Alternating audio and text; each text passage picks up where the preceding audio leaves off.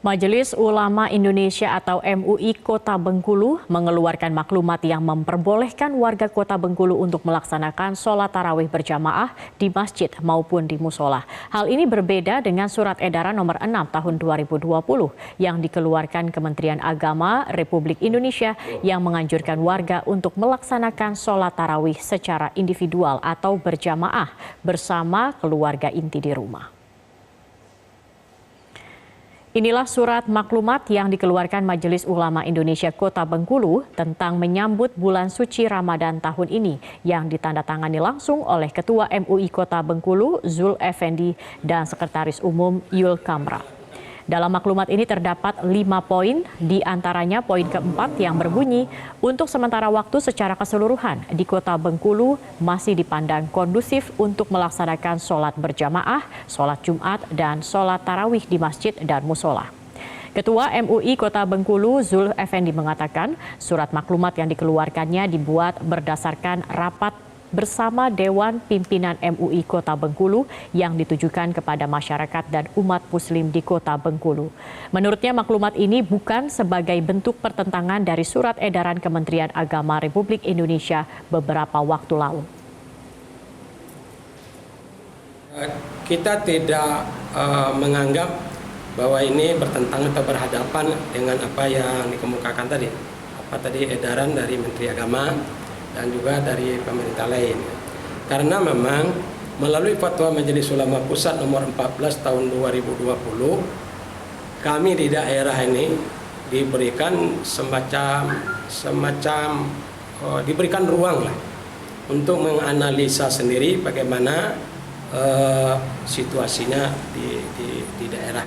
Sementara itu, Wali Kota Bengkulu Helmi Hasan menilai tidak perlu mempermasalahkan maklumat yang dikeluarkan MUI Kota Bengkulu tersebut. Helmi Hasan menyatakan untuk saat ini Kota Bengkulu belum separah wilayah lain yang ada di Indonesia terkait penyebaran virus COVID-19 atau virus corona, meski Kota Bengkulu sendiri telah masuk ke dalam zona merah penyebaran corona.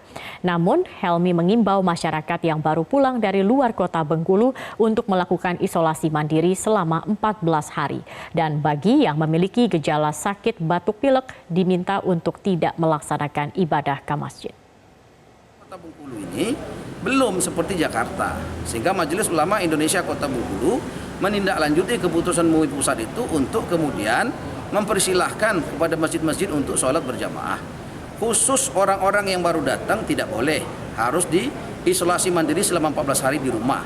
Khusus orang-orang yang sakit, ya apakah pilek, batuk dan sebagainya, tidak juga boleh ke masjid. Nah, pihak masjid harus memeriksa itu. Pertama, pihak masjid harus menyemprot lokasi masjid agar betul-betul steril dari COVID-19. Yang kedua, pihak masjid menyediakan tempat cuci tangan di depan dengan sabunnya. Dan yang ketiga juga nanti dari Dinas Kesehatan akan memeriksa suhu badannya. Sehingga kalau masih ada yang ngotot sholat di masjid, padahal dia sakit, itu tidak boleh, akan dilarang. Yang sehat silakan sholat, karena kita harus yakin penyakit ini ujian dari Allah. Sementara itu, wilayah Provinsi Bengkulu bukan daerah yang tanpa kasus positif. Kasus COVID-19 di Provinsi Bengkulu hingga 17 April tercatat sebanyak 574 orang dalam pemantauan, 6 pasien dalam pemantauan meninggal dunia, sementara 1 pasien positif meninggal dunia. Dan berikut kami hadirkan data selengkapnya.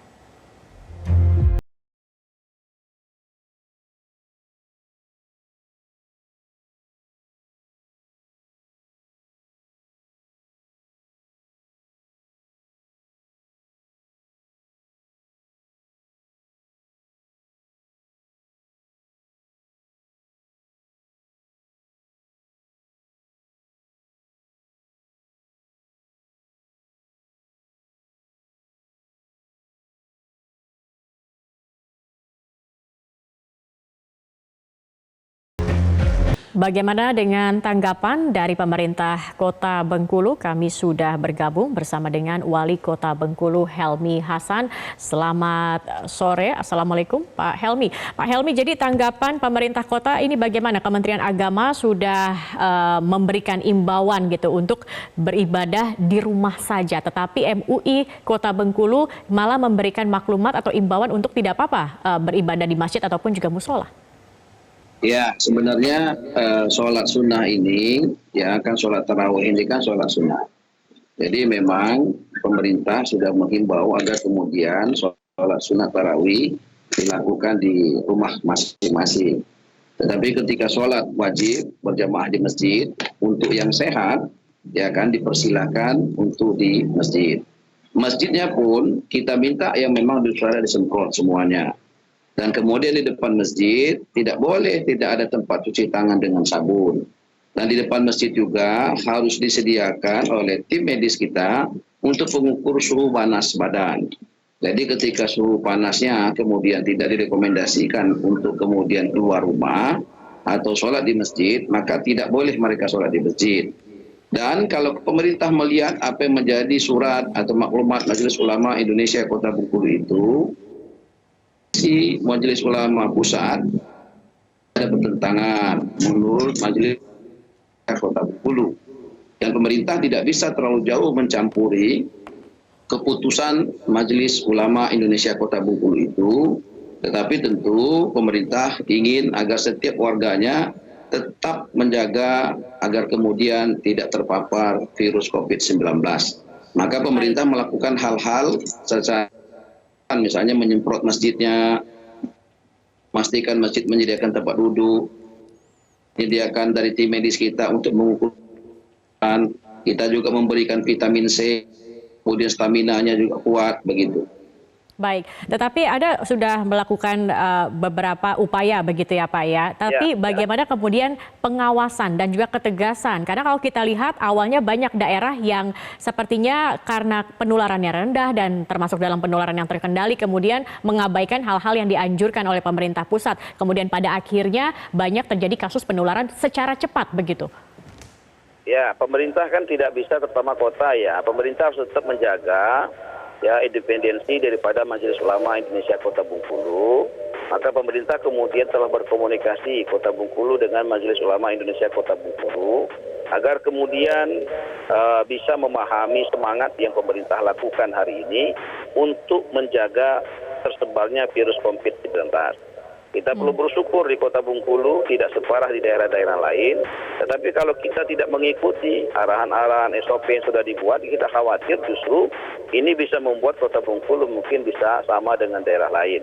Tetapi kita juga menghargai maksud dan semangat daripada Majelis Ulama Indonesia Kota Bengkulu. Maka disinilah pemerintah kemudian mengambil peran.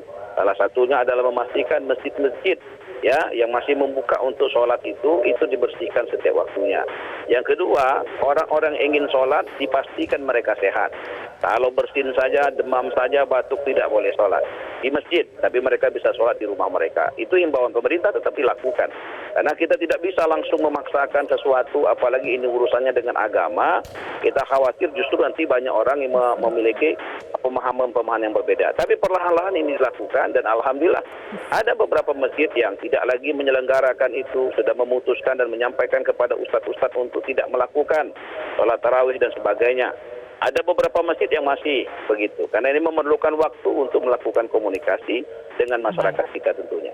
Baik.